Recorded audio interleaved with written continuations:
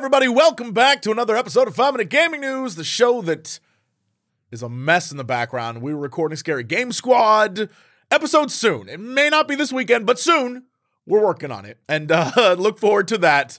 But it was a late night. Today in the news, it looks like Chinese developers Tencent, NetEase, and HoYoverse have all begun to implement AI into game development for their various games, and fans are not happy. And due to some kind of unholy combination of AI and regulatory setbacks, illustration jobs in Chinese game dev have dropped a whopping 70%. More and more companies there are ditching human creatives and going with DALL-E or Midjourney to create assets for games. So for all of you, especially the artists out there who are worried about AI replacement, it's already begun. We just started 2023 and it's already begun. At least let me get to Dune 2 before we lose everything to our AI overlords. According to Rest of World, both Chinese gaming giants and indie developers have started to adapt the cost-cutting potential of this ethically dubious technology. NetEase had an Araka Bladepoint event last month in which players used AI to generate character skins for the action-adventure battle royale game. Chinese players criticized the decision and said the AI drawings had depicted characters with improperly rendered faces, such as large eyes and crooked mouths and missing limbs, appeared to be soulless. And the AI substitution doesn't stop at just art. Recently, developer HoYoverse used an in-house AI system to recreate an actor's voice after he was arrested. Players quickly noted that the AI couldn't communicate the nuances that the real-life actor brought to their performance. And this almost directly relates to something that I talked about on a stream the other day, where I was driving in the car, listening to the news like the old man I am, and on the news, they had a story about how a company here in the States is trying to license out dead celebrities and use their voices for various products or to read books. And they gave an example of a celebrity who recently passed away that they were using as part of this project. And they gave an example of an audiobook he read, and it was something similar to like, "It was the best of times. It was the worst of times." Like one of those things, right? But then they did the AI version, and while it 100% sounded like him, it still did like a, "It was the best of times. It was the worst of times." And it's a fine reading, but there was like no emotion in it. There was nothing there. And I was like, okay, it's pretty obvious when it's AI and it kind of sucks and it's a little insulting and it absolutely is a no for me. But then at the end of the news report, the guy was like, "And you might have thought I was giving the news report, but it wasn't me.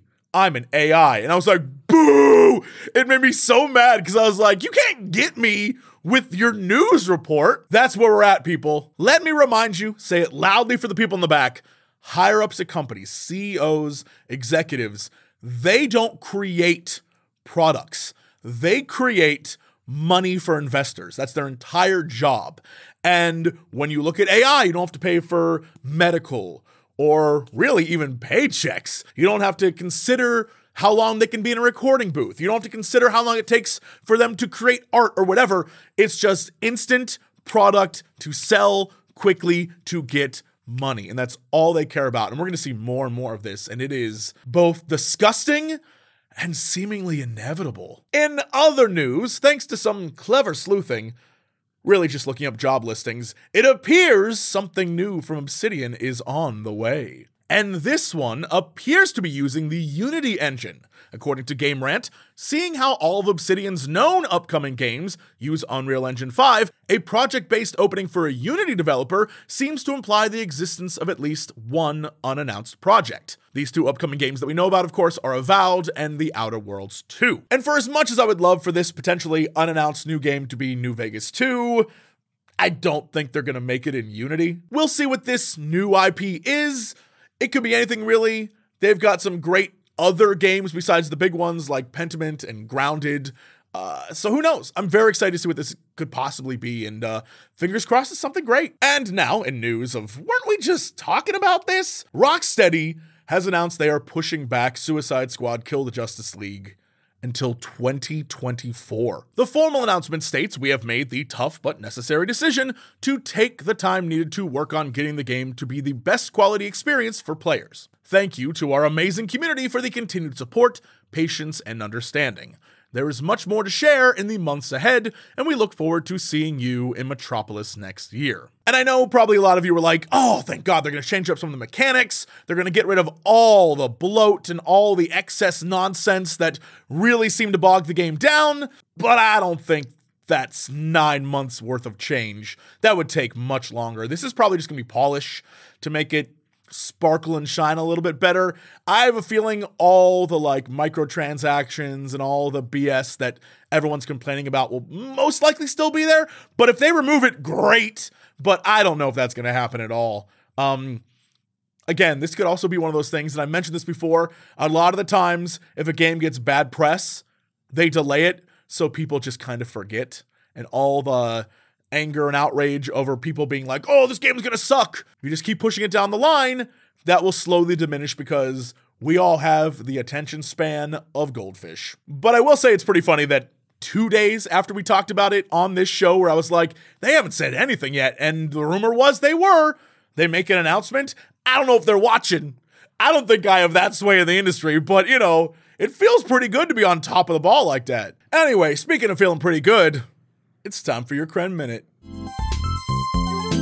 Hello everybody, how's it going? It's me, Krendor. Welcome back to the Kren Minute, my once-a-week segment where I talk about whatever I want for a minute. And this week, we're going on the nostalgia train. We're talking about time, because I was in Sam's chat the other night. He's doing his big subathon, and they were talking about a VOD that was playing of Sam and Dodger playing a game from like 6 or 7 years ago. I don't remember what it was, but it made me think, like, how long ago was that first TGS podcast I was on, right? And so I went and looked it up, and it was June 29th, 2012. So almost 11 years ago, here I am in that episode. Oh, there I am. Young, full of life and energy. I had a gallbladder, but I was pretty dumb, honestly. I was dumb. I was kind of douchey. Like, I still say to this day, I'd punch my old self if I could. Like, sometimes I'll go listen to old stuff of me. I'm like, dude, shut up, you idiot. So it's crazy just how we all change and how life changes, man. And I've just kind of been thinking about that, right? Like, you know, I think I've gotten less douchey, more chill over the years. I started working out. Dodger, she's got, you know, a family, a kid. You know, TB's not with us anymore. And then Jesse's still the same, honestly, but just a little nostalgia for everybody. So that's my Kren Minute. Thanks again, Krendor. All right, that's it for the show. Thanks so much. I'll see you on Monday for another episode of 5 Minute Gaming News.